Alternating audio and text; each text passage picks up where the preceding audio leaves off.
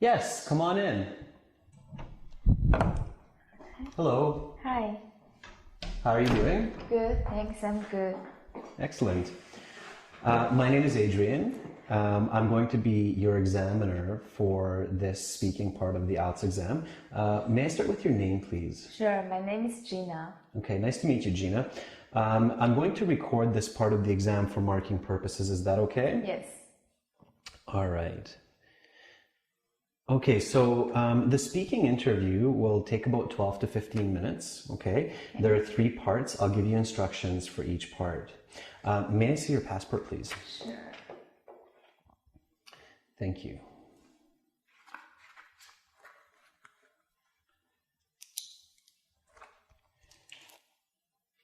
Okay, there's your passport back. Okay, so Gina, for part 1, I'm going to ask you some questions on a general topic. Are you ready to begin? Sure. All right, then let's talk about health. What do you do to stay healthy? Well, I take my health seriously. I try to eat well, and I do my physical exercise 3 times a week, and I also set my health goals each month. Oh, great. Do you believe that physical exercise is important for health? Yes, I believe the physical exercise is incredibly important for health. Humans are meant to be active. Without any exercise, people may gain weight and become less healthy. Okay. How often do you eat unhealthy food? Well, unfortunately, I have my unhealthy food more than I probably should. I think it's because it's very easier way to get healthy food and always the fastest option. But I limit myself to eat unhealthy food once per week. However, sometimes it's twice a week or even more. Oh, okay. All right. How has people's health in your country changed in the past 10 years? In my hometown of China, I think people's health have declined in the past 10 years. I think that the food have been worsened, and many people have spending less time on getting outside, do physical exercise. What do you think is the biggest challenge in staying healthy? I think the biggest challenge for health, for me personally, I think is ignoring the fast food. However, for the society, I think people should spend more time on physical exercise. Okay, excellent. That's the end of part 1. Now we're going to start part 2. For part 2, I'm going to give you a card with some questions, okay? And you will have about 90 seconds to prepare your answer. You have note paper in front of you, and I'm going to give you this pen to take some notes. Just wait. I'm going to give you 60 seconds to prepare your answer. After the 60 seconds is up, I'll give you 90 seconds to answer the questions and to reply, okay? I'll tell you when to start and stop. Are you ready? Yes.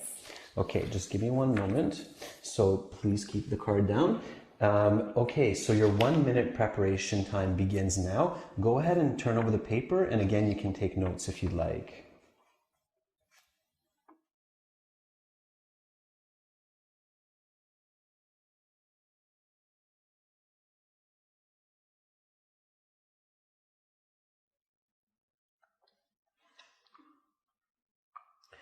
Okay, Gina, your 1-minute preparation time is up. You have 90 seconds to answer the questions. Please begin speaking. I grew up in the city of Guangzhou, located on Pearl River. It's near Hong Kong, in the southeast of China. Guangzhou is a very big city.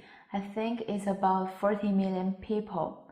With such a population, causes a number of problems. Overcrowding is one for sure. There are so many people in just like small area. With overcrowding, it comes the issue of cleanliness. Well, the authorities do a great job on keeping the city clean for most part. Oftentimes, there are the issues in this regard. That said, there are many awesome aspects of Guangzhou. It is a vibrant city with awesome restaurants and nightlife. And people are very kind-hearted. I think the underrated aspect of Guangzhou, in my opinion, is the architecture. I think it's notable and interesting to look at. One memory that sticks out for me growing up in Guangzhou is getting lost in the local market as a child in the care of my grandma. That there were so many people and I couldn't find my grandmother. I screamed her name and still couldn't find her. Luckily, there is a kind shopkeeper heard my voice and he called me over and he assured me that everything was all right. My grandmother found us soon after. I think this story perfectly represents Guangzhou, a bustling big city with kind-hearted people. Okay, thank you. Yeah, and your time is up. So that's the end of part 2. May I have the card back, please? Sure. Thank you. All right. Now we will begin part 3. This is the last part. I'm going to ask you some more questions that's related to the topic of part 2. Are you ready to begin? Yes. Sure. Okay. Then let's start with homesickness. What do you think causes homesickness? Do you think every person who moves from home experiences homesickness? I think the two main causes of homesickness are missing family members and the unfamiliarity of the new town. The combination of the unfamiliarity surroundings and having no loved ones around creates homesickness. I believe that everyone experiences this, even though some people who are not close as close their family members may experience it less. Okay. What are some ways in which a person can reduce their homesickness? I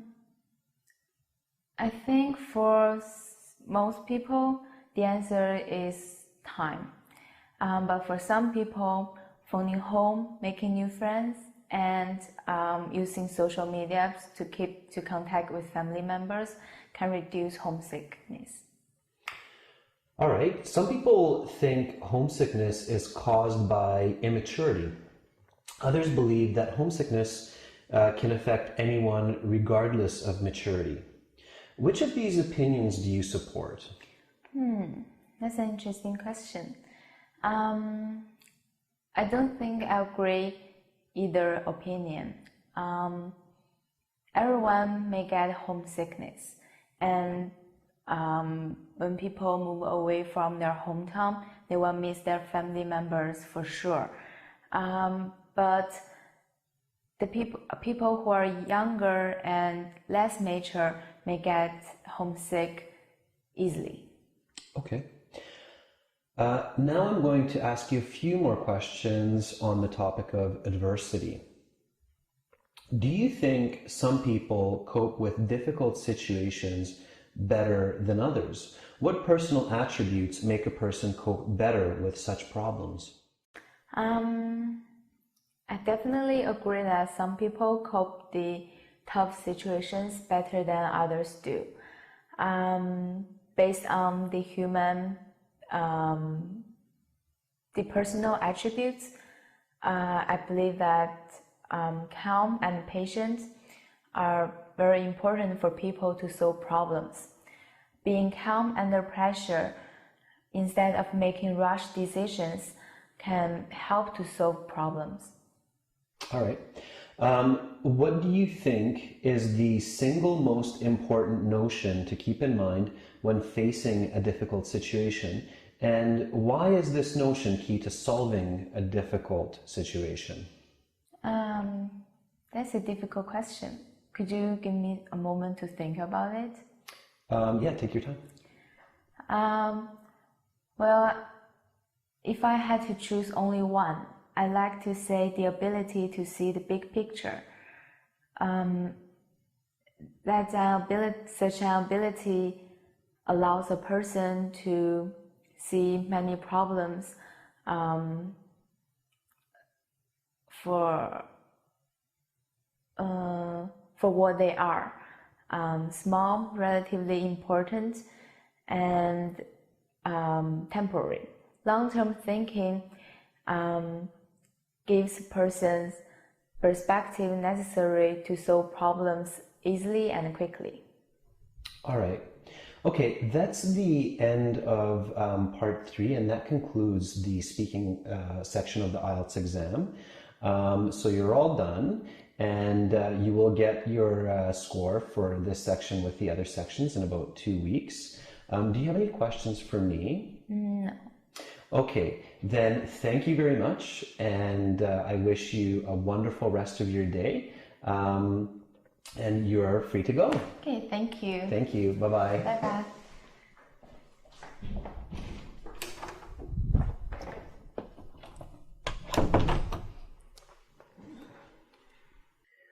Okay, so now that we've seen the interview, let's talk a little bit about what you need to do to get a good score on the speaking section of the Ielts exam. And let's talk a little bit about what this candidate did well in the interview and what she could improve. Again, just some review. Remember that there are 3 main components the Ielts examiners are looking for when they assess the overall score.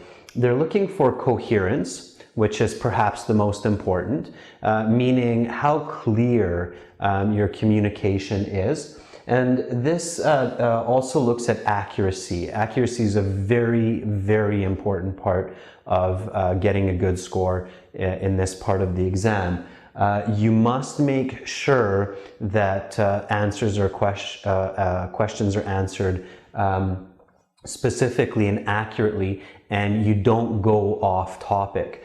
Sometimes students hear that you should just keep talking until the examiner stops you. This is not necessarily a good idea. If you keep talking and suddenly you're talking about the moon and the stars and everything in between, that's going to be really off topic, and you're going to decrease your score. So if you feel that you've answered the specific question completely and exactly, then just stop, wait for the next question. Always try to answer the why question. A lot of, especially the part 1 questions here, if you go back and look at this interview again, you'll notice that the candidate, when she's talking about health, when she's giving the responses, she often gives the reason for her responses. So why she exercises, why she doesn't exercise, and so forth. Your answers must be complete, just like hers. That's one of the points that's really pushing her score quite high, is that her communication, for the most part, is quite clear, it's very accurate, and it's very complete. So when you do the same, for sure you will also get scores above 6. Now, another part of the speaking interview that the markers are looking for is how natural is your language. So when they look at the naturality, they try to see if your pronunciation is clear enough that words and sentences are not confusing for an English speaker. Again, it doesn't have to be perfect sounding English. It doesn't have to be perfect sounding English pronunciation. There are lots of different English accents around the world, but it does have to be clear enough that the listener is not confused by what is being said. Now, in this case with the candidate, there are some slight difficulties with pronunciation on some of the words, but most of the words she uses clearly enough that the listener can understand the intended message. Intonation is quite important. English is a nice rhythmic language with quite a bit of intonation. So when you're asking questions, you should have the right type of intonation to indicate that it's a question or a statement or whatever else. Also use contractions. So instead of saying I am, use I'm. Instead of saying they would, use they'd. And if you know some slang, which is acceptable, it's not profound or it's not insulting, then by all means use slang or use idioms as well in the speaking section. They do help to increase your score. But just a very important word of caution again, and I've said this before several times in other lessons, don't use slang, don't use idioms that you're not 100% sure about. If you're using slangs and idioms incorrectly, they are very incoherent and your mark will go down. So only use them if you're 100% sure. Of course, the third part that you need to pay attention to is the complexity of your language. Are you using nice, colorful, descriptive words to basically paint a picture in the mind of your listener? That's really important. Try to paint a clear, well-structured, not a confusing, but a well-structured picture in your listener's mind using adjectives, adverbs, and different kinds of sensory language, language that talks about the senses, how something feels, how something smells, how something tastes, how something looks, and how something sounds, of course. Use compound complex language. If you want to get a score over 6, you can't just use simple sentences. You have to join the sentences with conjunctions like and, nor, but, for, so, therefore, since, when, if, however, so on. So review your conjunctions if you're not sure. And of course, use adjective clauses. Adjective clauses are a big part of the descriptive language.